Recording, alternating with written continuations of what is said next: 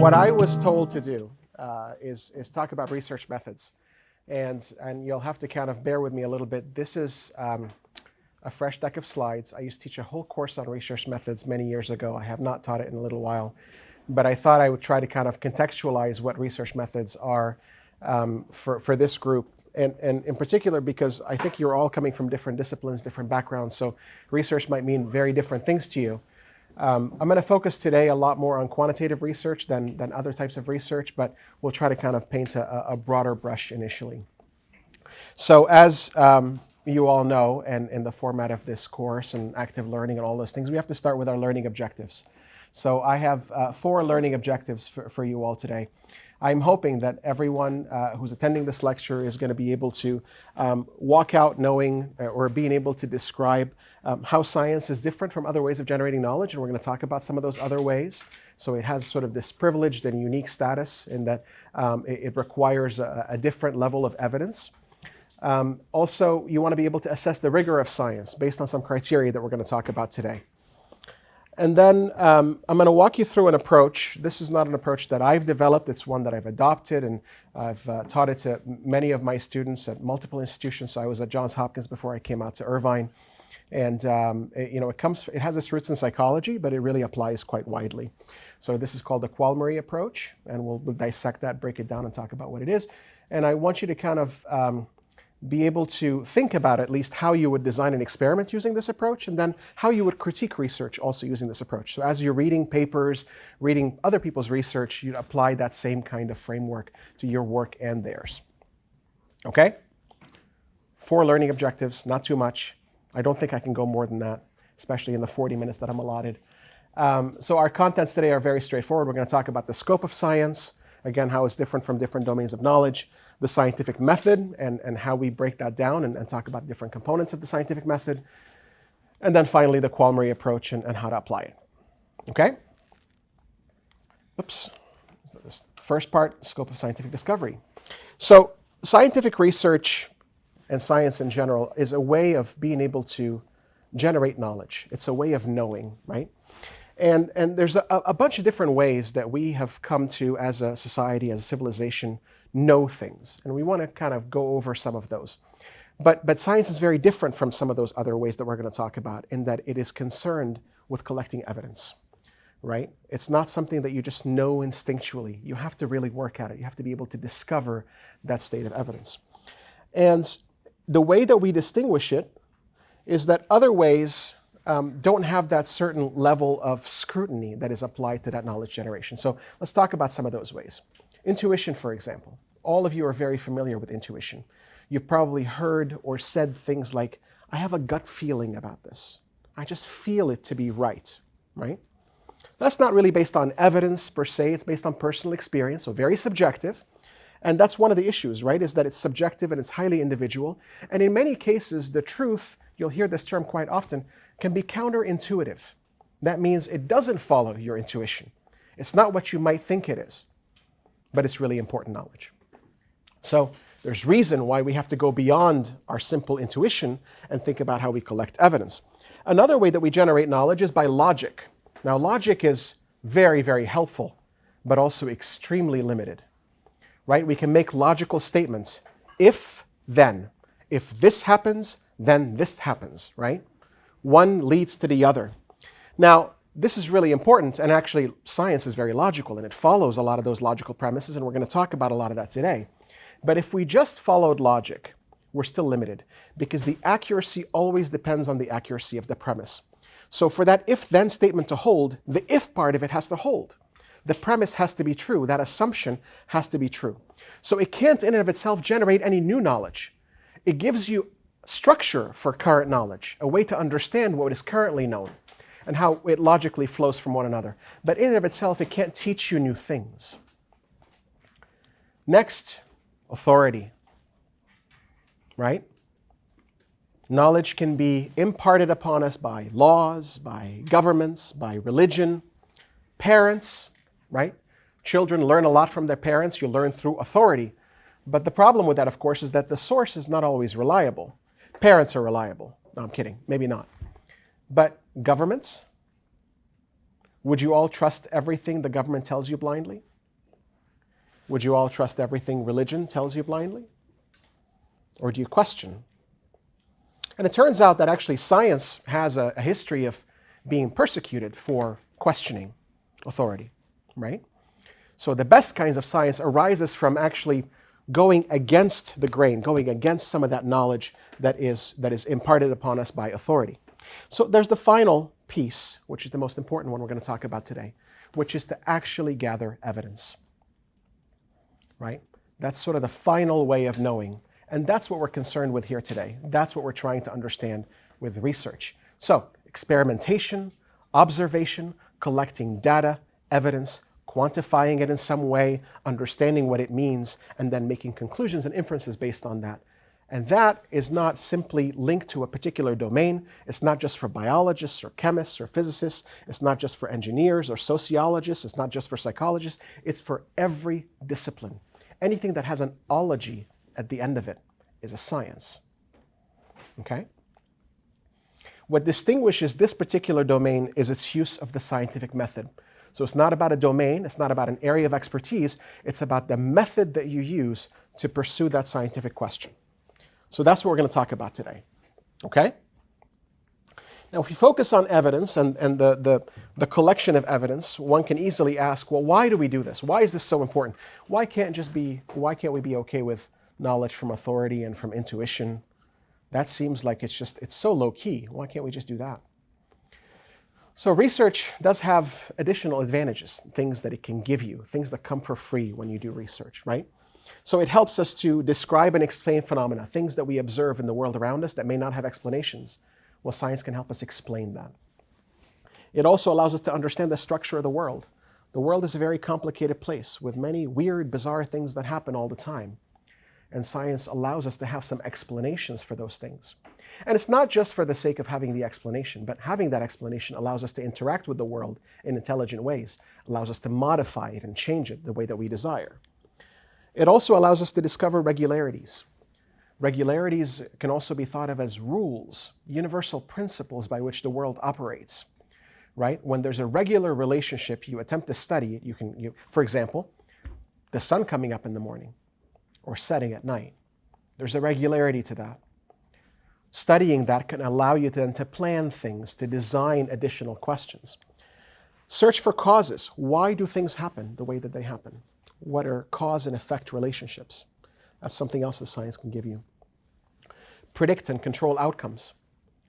Wouldn't it be great if we had a crystal ball and can just predict the future?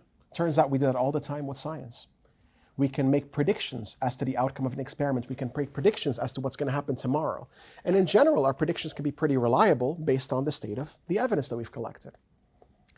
So that's a way for us to be able to predict our futures, which means we can plan accordingly. That's super helpful. We can also solve real-world problems. So science is what allows us, I don't need to tell you more about this. Obviously, you're here because you believe in the value of this endeavor, that it's going to help us solve real-world problems, whether that's climate or disease or what have you. Okay, so how do we do this? Well, science is about the how, right? And the why. It's not about the what. It's not about the particular question you're trying to answer or trying to ask and answer. It's about how you go about doing that. It's really about the method, okay? And we'll focus a lot about that today. Okay, so when we think about scientific inquiry, we like to use this word empirical. And empirical is not just numbers, because there's many different kinds of research. We're going to talk about 3 of the major distributions of research today. But when we talk about empirical, what we're talking about is gathering data, gathering evidence. And that data can be numerical or can be non-numerical. It could be text, it could be audio, it could be video, it could be all sorts of things. So the examples that I like to give are qualitative methods, quantitative methods, and mixed methods. We're going to go into them very, very briefly today, and then I'm going to focus in on quantitative methods. So qualitative methods are exactly what you might think they are. They're qualitative. They don't use hard and fast quantities, non-numerical kinds of things. So it could be text, it could be audio, it could be transcripts of interviews, all sorts of data that is non-numerical in nature that can be described qualitatively. So observations, interviews, focus groups, asking open-ended questions in surveys, case studies, all of those things can be qualitative methods of inquiry. They allow you to collect data, to understand something, a phenomenon that's happening, and be able then to delve deeper into that question. The nice thing about qualitative approaches is that they can give you the ability to generate new insights and new questions, right? So they have kind of a privileged status sometimes over the quantitative methods in that they can allow you to generate new questions, learn new things you may not have anticipated. So think about if you do a focus group or you do an interview with a patient after a study or with a group of people that you've studied and learn from them something that totally was not on your radar when you designed your experiment. Now it allows you to design a new question, a new experiment, and do a new study, right? And you would have never learned that without this qualitative approach. Quantitative approaches are a little bit more reductionist. They're a little bit more numbers, right? And they allow us to collect numerical data, and then you have to collect data in a large quantity and perform statistical analysis to figure out whether that data is representative of the underlying population. So if I sampled, say, people in this room, collected data from you all, there's going to be some variability. You're all different people. But maybe this is a representative enough sample that I can start to apply the knowledge that I gain here to perhaps the undergraduate population at UCI. That's the purpose of doing these quantitative analyses, is that you're sampling and collecting data based on a subset of the population, not the entire population, but then you can generalize to the population. And that's what statistics allows you to do. So there's many kinds: descriptive, experimental, correlational. We're going to talk about a couple of correlational approaches today. And then comparative and quasi-experimental, where you didn't really control the variable. You don't need to know that in detail today, but just know that there's a variety of different ways to collect this numerical data. And then finally, what I like to think of as the best of both worlds, which is mixed methods. And that's very common in the social sciences, where you combine kind of the best of both worlds, the qualitative and the quantitative. You're using both approaches to address the question, maybe from different angles. So you're able to have these new insights and generate new ideas, but you're also able to have quantitative analyses that then you can generalize to the population. Today, we're going to focus really on just the quantitative methods, but I wanted you to know that this is part of a larger enterprise of research that involves all of these methods. Okay, so now let's talk about the scientific method. By the way, if you have any questions, please feel free to interrupt me. There's going to be a couple of spots also where I pause and ask for your feedback or ask you to participate in some way. But before we get into the scientific method, questions? Am I going too fast? What do you guys think? Too fast? So I'll tell you a little anecdote. I always thought that I go really fast. And then I talked to students your age recently, and they said, no, this is on par with the 1.5x speed that we run our lectures on. So I'm glad that I'm kind of on the same level as your level of kind of understanding and comprehension. Okay, let's talk about the scientific method. So what makes something a science?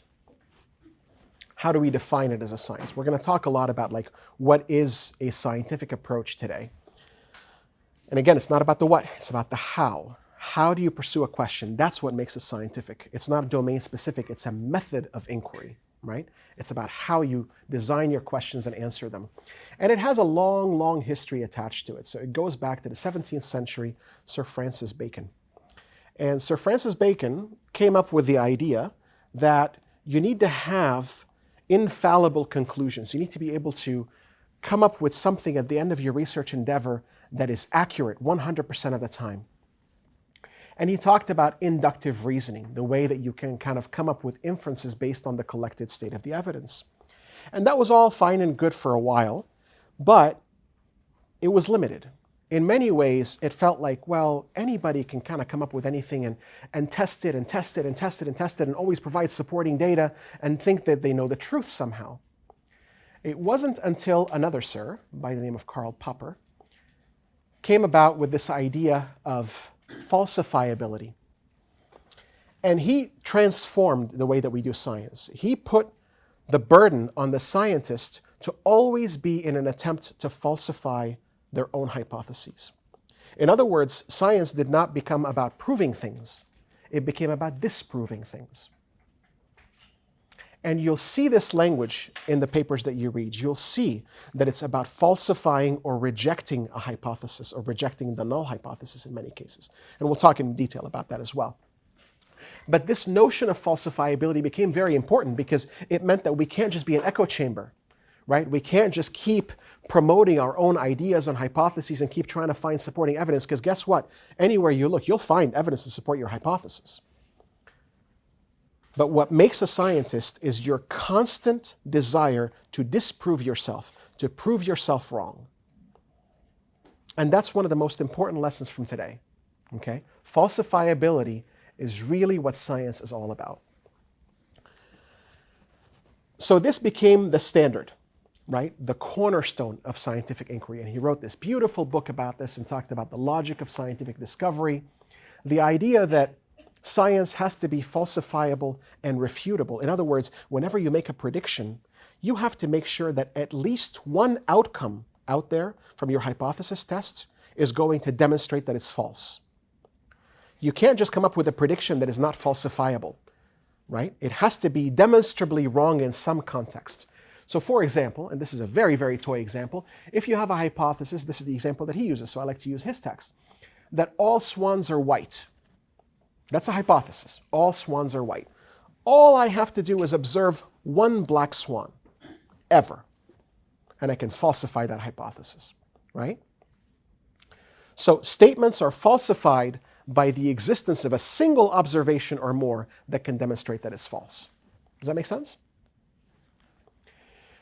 Okay, so this infuses itself, like I said, in everything that you read. When you start to read papers, not popular press, I'm not talking about the stuff you read in magazines or in newspapers, but actual papers that are published in peer-reviewed journals across disciplines, you will see verbiage like this.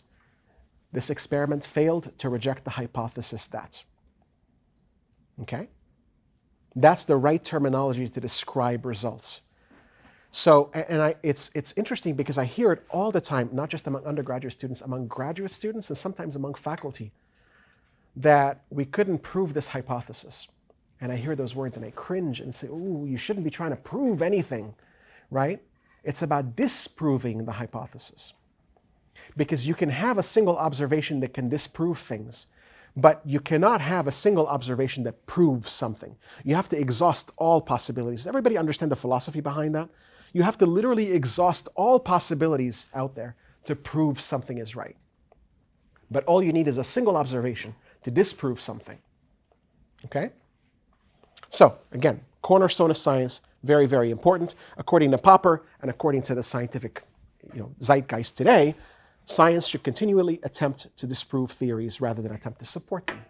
Okay?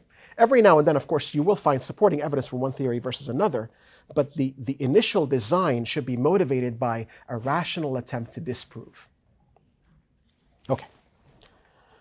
All right, so what does science assume? Science, in order for it to proceed, it has to assume certain things about the world. Really, really important for those assumptions to hold true for science to have any value. And those are kind of obvious. We assume that the world is real, right? That it's not just our perception. This is not an existential thing. This is just the reality. If my world looks approximately close to your world, that world is real. We also believe that it's rational and follows logic and reason. There's nothing that's irrational about the world. It's not going to somehow wake up one day and find that everything is turned upside down, gravity doesn't work anymore. All of those things don't happen. There's a certain reliability to the world, right? We know that the sun is going to come out tomorrow. We know that if we drop a tennis ball, gravity will pull it down, okay? Those things will be true tomorrow. They'll be true next week. They'll be true next month, next year, hopefully the next decade. We'll see. And also, the world is not a mystery, right? It's not this weird thing that we can't put our fingers on. It's all there, and it's all discoverable. So it's more like a puzzle rather than a mystery. We just need to find the pieces of the puzzle and put it together. The reason why we don't have a complete understanding of the world right now is we haven't had enough time to do so. But presumably, given enough time, given enough human intelligence, we can figure all of this out. So it's discoverable and discoverable by anyone. And then finally, causality. Every phenomenon has a cause and an effect, right? Nothing just happens. Everything has something that led to it. So you can start to think about those cause-effect relationships, right? That's basic premise of science. So far, so good? We all agree these are good things to have when we're thinking like scientists? Okay. Now, what about the characteristics of science? And maybe I'll add the characteristics of good science. Okay. First, it has to be empirical. It has to be involved with the collection of data and evidence, measurement of variables. It should also be objective, right? So science should be the least subjective and should be the least biased. So if you have multiple observers of the same data, they should come to the same conclusion. Imagine if we both looked at results from an experiment and we had wildly different interpretations. That happens all the time, by the way, I should tell you. But that's not a good thing. That's not how science should operate. So there shouldn't be ambiguity, right? Results should be very clear-cut so that any two people looking at it should have the same interpretation. It's also self-correcting. So evidence that's collected today could refute evidence that was collected yesterday. Evidence tomorrow could refute today's evidence. It's constantly evolving. And that's why in the sciences, textbooks are basically obsolete by the time that you're looking at them in class. I should say that in front of textbook publishers, by the way. This is why there's always another version and another version and another version. And then you could do the thing that I'd like to do in my classes, which I don't use textbooks at all. I just give you primary literature to read, right? And then knowing fully well that the next time you are sitting in that course, maybe a year later, it's going to be a different body of knowledge. Because science is evolving and self-correcting. Sometimes things get out there and get published, and then we learn better. We design a different technology. We have a new approach, and we can falsify things that we've done in the past. Everything is disproved at some point, okay? It's progressive, constantly evolving, like I said. It's also tentative. Science never claims to have all of the truth. The only exception is physicists. We should say this to Professor Denon, the theory of everything, right? I mean, just the cojones on, to think that you can come up with the theory of everything, right? I think in some ways, well, first of all, physicists will tell you it's not really the theory of everything, but still, like that language makes you think like you can figure out everything. But in general, science doesn't work that way. You don't figure out everything, right? We can think that we're uncovering a whole area or have some critical experiments that really tell us a lot about a certain thing, a certain phenomenon, but it's not the full body of investigation. We still don't have the tools to figure out everything. It's just a reflection of what we know today, the current state of knowledge. That changes tomorrow, changes the day after, and so on. Now, I told you science is objective. I want to put a sidebar on this because, oh, let me add one more thing, by the way, before I do that. So it's, how many of you know this word, parsimonious? Raise your hand if you know this word, parsimonious. Okay. So parsimonious, the word has its roots in something called the law of parsimony, or Occam's razor. And that is a very, very simple principle that all other things being equal, the best explanation is always the simplest one. That means if you're faced with a piece of data, a result, a piece of evidence, and there's a very simple explanation for it, and there's a very, very convoluted, complex explanation for it, you should always go for the simple one, right? That's the idea. It's a very, very simple idea, but science is based on this premise, that it has to be parsimonious, that you take the simplest of possible explanations for the data that you see, not the most convoluted version, right? Okay, let me get back to my sidebar, this idea of objectivity.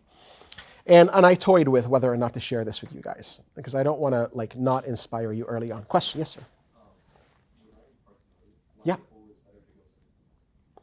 Well, because absent any other information to influence whether or not you think it's more complex, like if you have some evidence to suggest that the more complex version is the truth, so all other things not held equal, then that's perfectly fine to go for the more complex explanation.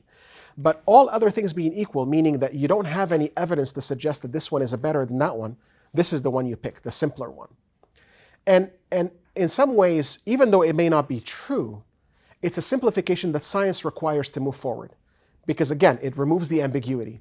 It tells you that if you are tentative, if you don't know, and you have a complex explanation, a simple one, pick the simple one and move on, until new data surfaces that convinces you that the complex one is more true, right? So that's the idea. It's a way to keep science moving forward, okay? It's a great question, by the way, because sometimes the complex things are where the interesting stuff happens. So when you have data that might suggest that things are more complex, that's okay. You move the complex route. But this is really about when things are held equal, when you don't have that data. Other questions? Yes? I have a question about everything is disapproved at some point. Yeah. So science we cannot finding the truth of that. Then how can the truth to be disapproved or be not true as harm? Yeah, so the truth is, so that one and the idea of progressive go hand in hand, right? So the truth is always evolving. The truth is always more nuanced. If we knew the truth as of today, there would be no point to science, right? If we knew all of the truth, there would be no point to scientific endeavor, no point to research, because we've already known everything. But the fact that we're still not there means we can continue to know things, and we do that by disproving hypotheses one at a time. Every time we disprove a hypothesis, we've learned something new. We've eliminated an alternative. We've learned it's not that, so it must be other things. And then we eliminate another one. Well, it's not that either, so it must be one of those remaining things. So eventually, you keep disproving things until you hone on the truth. When I say everything, I mean everything minus one, right? There's going to be whatever is left, and that's going to be a very nuanced version of reality, but that we're working towards over time. So the idea of progressive really kind of lends itself to this progressive evolution through the elimination of hypotheses one at a time. And do you think like every truth will be evolving in the future, or there's some truth that is not evolving? I think there are some truths that have been around, so gravity, right? There are some truths that have been around for quite some time and haven't really evolved. The way that molecules interact, there are some things that haven't shifted. Our paradigms haven't shifted on them for a long time. Now, can I say for sure that it won't change? I have no idea.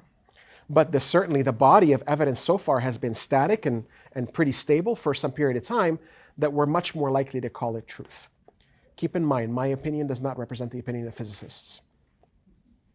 Okay, so a lot of these things they will take as ground truth. Let's move on. Mathematicians deal in truths, right? Geometric proofs, even the word proof. So there's disciplines where you can prove things in the local scale.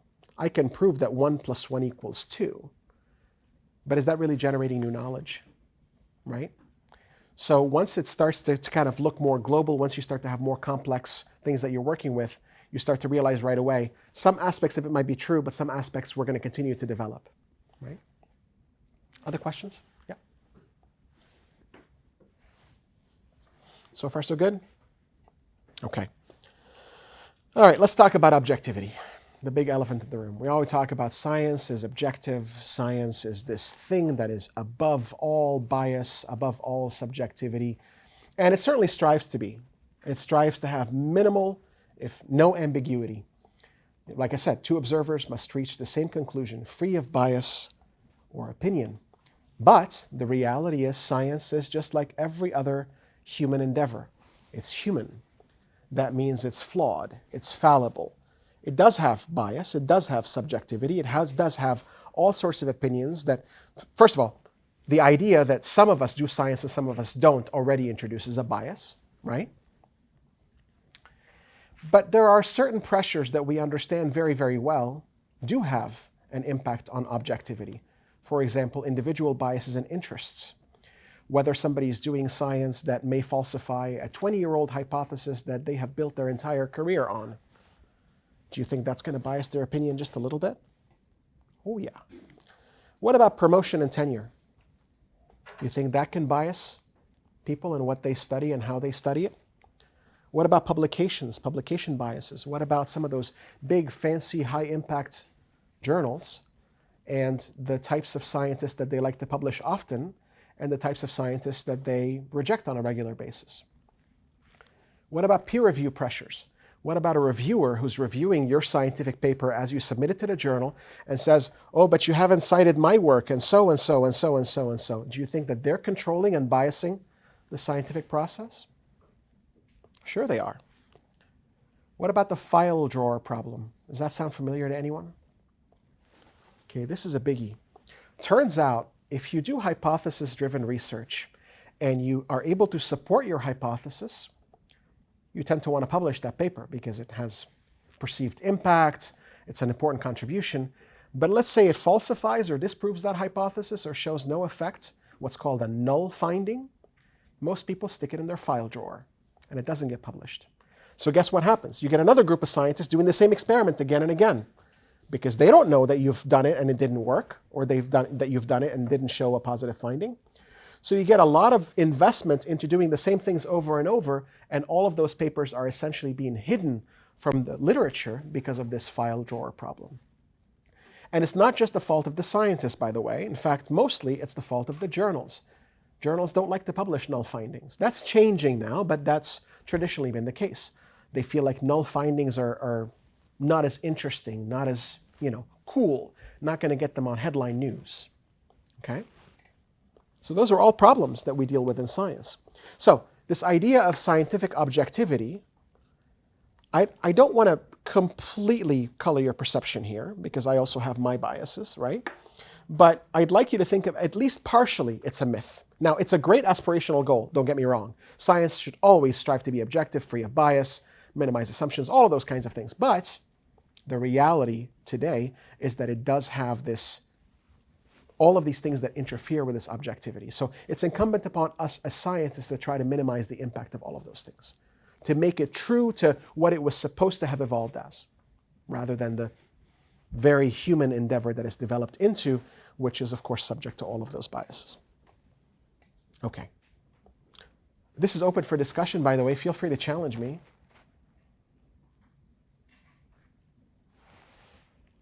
Yes? I'm just wondering with this, let's say someone has something groundbreaking and for any of these reasons it gets shot down. Like, for example, if there's some new finding that challenges someone who's very influential and working with something for 20 years, do you think the truth will eventually get out? Like, are there any instances where the truth gets shot down? Yeah, no, that's a fantastic question. So if I'll just repeat it for the recording. If you have been working, somebody's been working on something for 20 years and now you publish or try to publish a finding that's refuting that, right? Or evidence against it. And it gets shot down by reviewers. Does the truth eventually come out? And the answer is yes. That goes back to the idea that science is self-correcting. The problem is that it takes a longer time. So it's disproportionate in terms of the investment of other people trying to do this. But eventually, enough people try to do this. Enough people have stumbled upon the fact that, hey, this thing is not replicating. And you'll see this because you'll see big journals with big authors retracting papers. Because it turns out that the premise was flawed, or data might have been fabricated or something. If enough people tried to reproduce it and they're like, we can't reproduce it, but it has to be enough people, then the journal goes, ooh, we might have messed up there, right? So it's very hopeful, and that's where, again, the self-correcting and the evolving parts that falls out of that. But unfortunately, it takes a little bit longer. I'll talk a little bit about how science moves on the next couple of slides, and we'll see that it's not linear. It doesn't just move by one publication. It's always, you have to have a critical mass, and then you shift everything over, okay? Other questions? Okay. All right, so let's talk about how theory are developed. And differentiating, does everybody know what the difference is between like a theory and a hypothesis? It's a very simple difference. A theory is like basically a body of hypotheses that are all integrated. It's a big premise. A theory in and of itself is really hard to kind of falsify. A hypothesis is super specific. So a whole bunch of hypotheses that are kind of integrated together can create a theoretical premise, an idea, a school of thought, right? So when you're developing a theory, you're developing a set of statements about the relationships among variables. Those statements are essentially hypotheses, right? And the relationships among variables, it could be a theory, for example, for how students learn, right? And that might involve some elements from neuroscience, some elements from classroom social science, some elements from teaching, from education. All those things fit together under an umbrella. It's a set of statements about the kinds of factors that help students learn and how well students learn, right? That could be a theory. It allows you to organize and explain pre-existing knowledge. So whenever you're coming up with a theory, it's incumbent upon you to figure out how does it explain everything that's already out there, right? It can't go against all of the findings that are already there. It has to be able to explain them in some way. It has to also be able to predict new things, new laws, guide new research, new hypotheses, and make falsifiable and testable predictions, things that can be falsified by an experiment, and supported by the weight of the evidence. That's why you have to, like when somebody has a theory, it has to have a body of evidence that's supporting it. And again, parsimonious. It has to be simple. It can't be this complex thing. Like you can't say, well, my theory for how the brain works is I've got little gremlins that sit in my head and they're spinning wheels and they're doing all this stuff. Well, in reality, that could be true, right? We don't have any evidence to support that. It's also a very complex way to try to explain something that may be a little bit more simple, right? but we have to go for the more simple, more parsimonious explanation, rather than one that's much more complex and doesn't have evidence in its favor. So we think about theory and data in a cycle, right? Theory and data are constantly in a cycle. You collect more data, you refine the theory, then you test more of the hypotheses, collect more data, go back and refine the theory again. It's a constant cycle. But that might make you think that, as we talked about before, you might have one paper that falsifies something that somebody staked their career on. Is that enough to shift our premise? And the answer from Thomas Kuhn is it's not. So Thomas Kuhn came up with the idea of a paradigm shift. You've heard that terminology before. We're experiencing a paradigm shift. Let me tell you what that actually means. What that means is that enough evidence has been accumulated now in the field to change the entire perception of the field wholly and almost overnight, really, to another premise, another set of ideas. Okay? And that takes time, it takes a buildup of evidence, and it shows you that science is not linear. It doesn't just move one step at a time. Each paper that comes out, you move people's thinking towards one direction or another. You need a whole bunch of papers to come out, and then the whole perception of the field shifts and says, oh, this is now what we think, right? So he wrote a book about this called The Structure of Scientific Revolutions. That's really telling and describes this idea of science moves in paradigm shifts. And going back to your point that you mentioned earlier, there was, and I don't recall if this was in his book or a commentary that was written after, he basically said, science essentially moves one funeral at a time. Which is interesting because it suggested that there's very powerful, influential people that will keep things from paradigm shifting for a long time until they're done, and then the paradigm shifts, right? Again, goes back to this idea of questioning the objectivity of science, that there's bias in the process. Okay, now let's talk about the scientific method. So we talked about how this is a way of doing things, not the thing that you're actually doing. It's a way to be able to pursue science. And it's a very simple recipe, and I want to make sure you understand it. It always starts with the question. You always identify the question that you want to ask. And then you go and review existing information about it. Who else has asked this question before? What else has been done?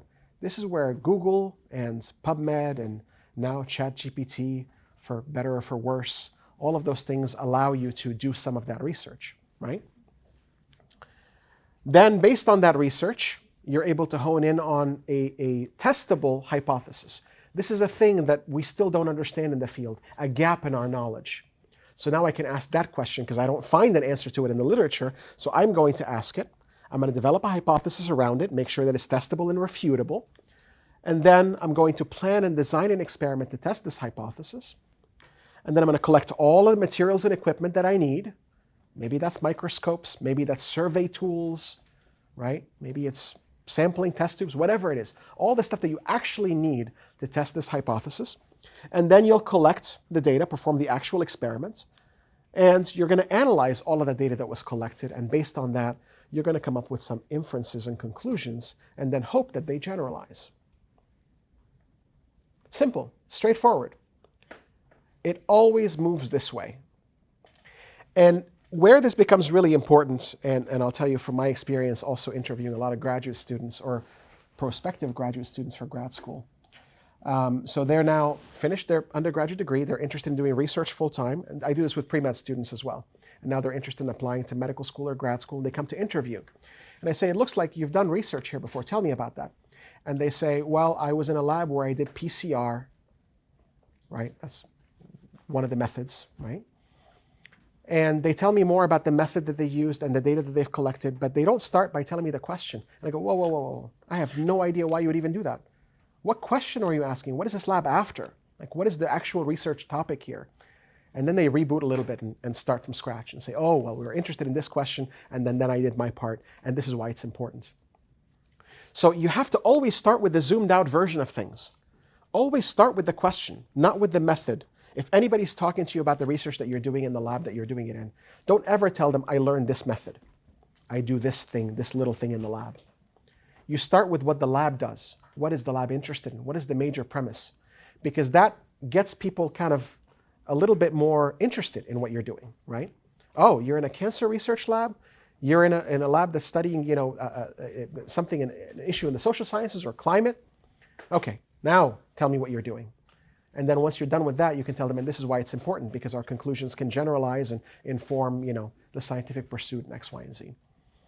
So it's a way to talk about science. It's a way to interview. It's a way to be able to share, especially if you're talking about science with parents, with family members that have never done research before. They're not interested in the method that you learned. They're interested in why it's important. So start with that, right? So the scientific method recipe is not just for actually doing the science, it's also for communicating about it. Okay? So now let's get a little bit deeper into this qualmy approach that I want to share with you. This is the approach that I like to use, and I think it's going to be very helpful for you, again, for talking about science and for creating your own science. So what does qualmy stand for? QALMRI. Q is the question, A is the alternatives, and alternatives are hypotheses. L is the logic of those hypotheses, M is the method, R is the results, and I is inferences, and sometimes we talk about it as implications, like why is it important? So this is, again, a method, oops, I don't know why that, okay, sorry about that. It provides a way for us to critically evaluate experiments and organize our own experiments, right? So as you're thinking about your Europe project, as you're thinking about doing things like excellence in research and you're writing your proposal, this is the formula. This is the formula, okay? And even if you're doing non-hypothesis-driven research, it's more data-driven and so on, there's a way to fit it in there. You may not have direct alternatives, you may be just doing observations, but there's still a way to be able to fit it within this framework, and we'll talk a little bit more about that. Now, again, I told you, it's for developing your own experiments, critical review of other experiments, writing your own research papers, and reviewing and learning from other research papers. And the thing that I told you before about starting out, zooming out wide initially, and then kind of zooming in on the detail, the method, and then zooming back out, that, always remember the hourglass, right? It's kind of that shape of the hourglass. At the top and at the bottom is big picture. You start with big picture, you end with big picture. And in the middle are the details, okay? So your questions and your inferences are the widest lens that you have, the broadest ideas that you can communicate. And that's what you start with and what you end with. And in the middle, you have all the details, the exact results, the exact method that you used, okay? All right, let's start with Q, question. So what kinds of questions can we ask? Because that could be very broad. Anybody can ask any question, right? But the question has to be kind of a combination of broad question and then a whole bunch of little specific questions, okay? So if we're interested in whether a drug is better than placebo in curing a disease, that may be the big question is, what is the mechanism of this disease? What are the kinds of things that we can intervene on to be able to help with it? And then the specific question is going to be about this particular drug changing this particular set of symptoms, okay? So to identify that, how do you know what's a good question? Often faced with this, undergraduates that join my lab often spend the first quarter or so just playing with this idea. How do I know what's a good question to ask? It's a tough question. It's not an easy thing, right? Because you have to figure out, where can I fill a gap in knowledge? What if you want to ask a question and it's already been asked and answered repeatedly, like 30 times, with really good, reliable answers? Do you want to ask that question again? Or do you want to just read the answer? Right?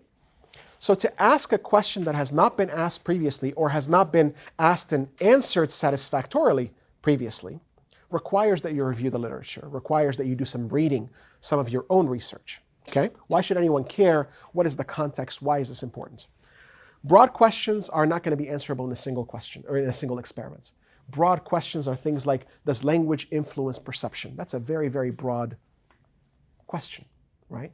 It doesn't have a simple yes or no answer. It has many, many levels of answers. So how do you break that down? How do you come up with a specific question that you can answer? You can think about it in the context of the experiment that you design. You can say something like, well, if one language has a specific term for a color and another language doesn't, will speakers of those two languages perceive that color differently, right?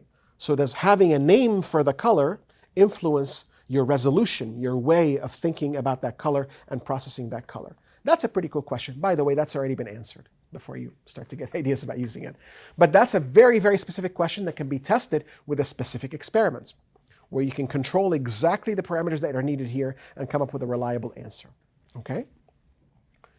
So that's how you formulate a question. You have to make it specific. You have to make it so that it's addressable within a single experiment. And then you come up with alternatives or hypotheses. Those are synonymous, the same thing. Okay?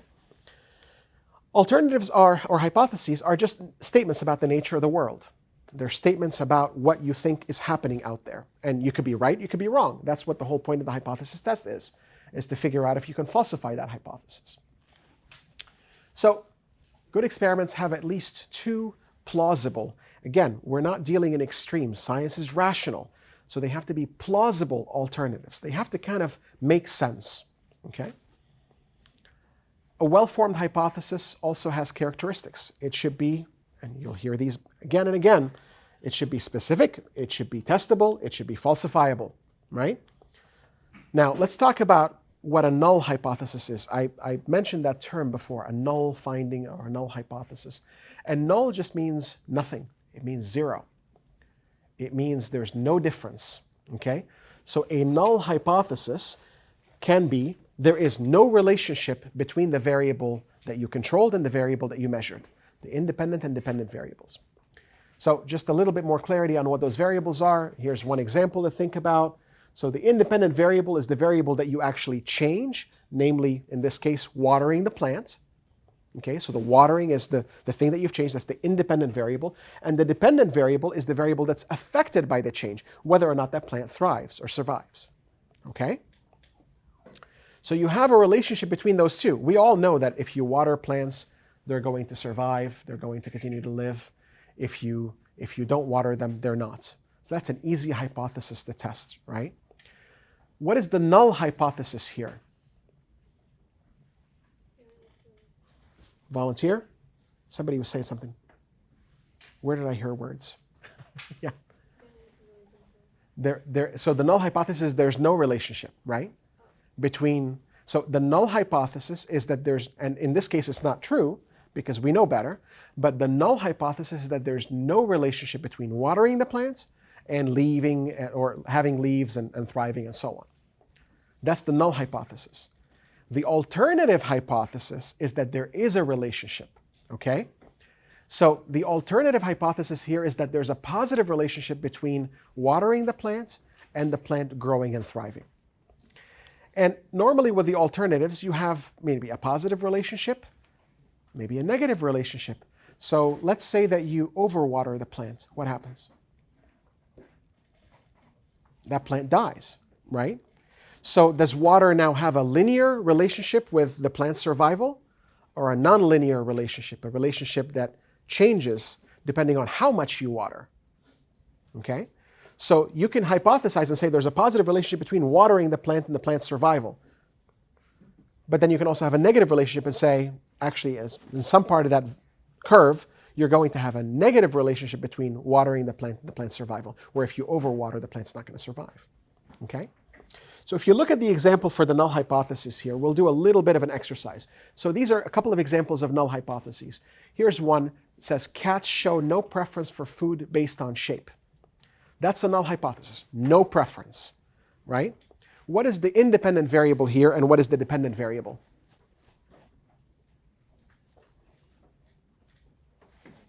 The independent variable is the shape of the food. Shape of the food, yep. Variable is whether the cat prefers it or not. Exactly, right? So the independent variable is the shape of the food. The dependent variable is whether the cat prefers it.